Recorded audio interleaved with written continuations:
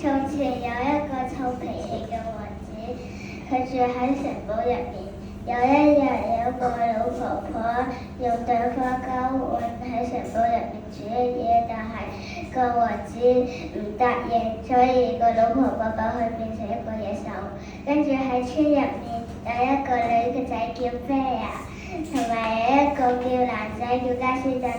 跟住咧，加斯頓成日話自己有個好靚嘅老妻子叫啡亞，但係又唔係真嘅。跟住有一日，啡亞嘅爸爸要去參加發明大賽，所以佢好早就騎住個馬就要去場地準備。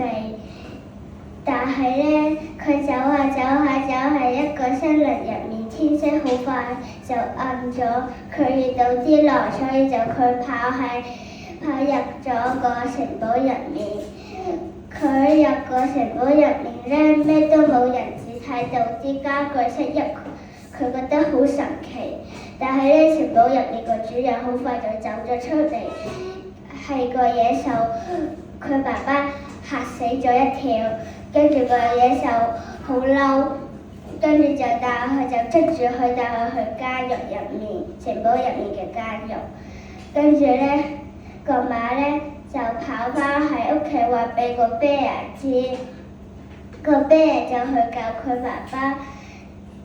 佢就問個野獸爸爸喺邊度，爸爸就跟住個野獸就話喺城堡入面個監獄。跟住咧，佢求野獸放過佢爸爸。野獸話：如果你可以一直陪住我就答應你。跟住個啡亞就答應咗。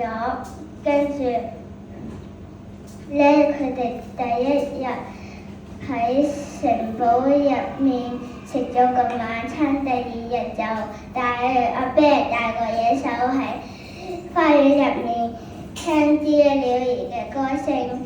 跟住咧，晚上咧，佢哋一齊食晚餐。跟住咧，佢哋咧食完晚餐就同野獸就同個啡亞跳舞。但係咧，個啡亞好想爸爸，野獸見到玫瑰花好快就枯萎咗。跟住咧就話：你去探望你嘅爸爸啦，我好快就要變野獸啦。跟住就攞塊鏡，佢話呢個可以睇到城堡入面所有嘅嘢。跟住咧，啡亞就去探望佢個爸爸，但係咧好快呢件事俾加斯頓發現，佢咧就話佢亂講，佢話嗰個野獸會食咗你嘅㗎，你要殺死佢先得㗎。嗰啲村民就以為係真嘅，就想去城堡入面想殺咗個野獸，但係啲家具又想保護個野獸。喺呢一刻，加斯頓爬入野獸個陽台度，喺佢嘅